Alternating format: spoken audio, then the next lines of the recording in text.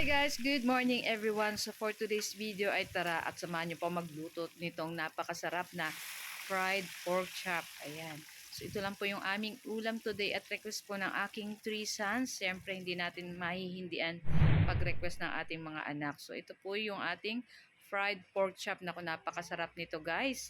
Hindi lang masarap talagang napaka-crunchy and crispy-licious. Ayan. So, may sausawan ka lang ketchup or Mang Tomas, pwedeng-pwede na po yan. Sa mainit na kanin. Talagang napakasarap po nito. Yung sa akin po, meron akong ensaladang mangga at bagay na bagay din po dito sa ating fried pork chop. So, yan ang ating pork chop dyan guys. So, binabad ko lang po yan sa kalamansi, asin, bawang, paminta, at nilagyan ko ng konting toyo para mas malinamnam yung ating pork chop dyan guys. So, after nyan guys, so nag-ano tayo ng harina at nilagyan ko ng konting asin yung ating harina.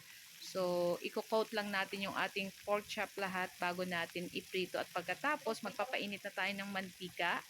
At pag mainit na yung ating mantika, ilagay na natin dyan yung ating pork chop. So, lulutuin lang natin yung side to side hanggang mag golden brown. Ayan. So, kayo po ba guys, ano po ang inyong lunch today? Ayan. Baka meron po kayong ma-share na request kung anong lulutuin ko naman para bukas. Para minsan nakakapagod po talaga mag-isip kung ano pong masarap na lulutuin nating ulam sa ating lunch or sa ating dinner.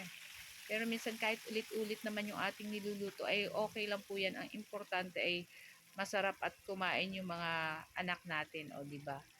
So ayan na nga at nag-golden brown na itong ating pork chop. So pwede na natin to guys ahunin. Ayan.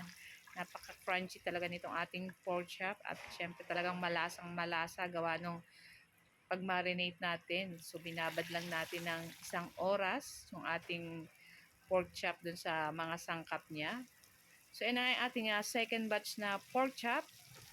Same lang po. So, lulutuin din natin ng side to side hanggang mag-golden brown. At pag ganito na, pwede na rin po nating ahunin. So, medium lang yung ating apoy, yung lakas ng ating apoy. Wag naman sobrang lakas para hindi po matutong yung ating pork chop. So, ayan na nga at ahunin na rin natin ito guys.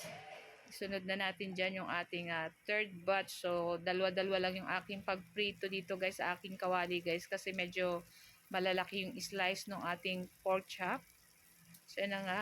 At hintayin din natin yan mag-golden brown. At pag nag-golden brown na rin ay pwede na rin natin yan ahunin. So, ang bango-bango guys. So, excited na naman kumain kami nitong ating napakasarap na fried pork chop. At syempre, bagay na bagay po yan sa ensaladang mangga. Yung ensaladang mangga natin guys, nilagyan ko lang ng sibuyas, kamatis, tapos yung mangga. So, cubes ko lang ng maliliit. Tapos nilagyan ko rin ng kalamansi. Tapos konting asin at konting sugar. So, perfect na po dito sa ating pork chop na napakasarap at malinamnam. So, tara na guys at samahan nyo na po kaming kumain ng aming lunch. Ayan, namili pa ako. Siyempre gusto ko yung medyo malaki-laki yung taba ng ating pork chop. Kasi syempre masarap naman pong kumain ng taba ng pork chop. Pero syempre limit lang din po sa pagkain. So ayan na yung ating ensaladang mangga na napakasarap at perfect dito sa ating fried pork chop. Nako guys.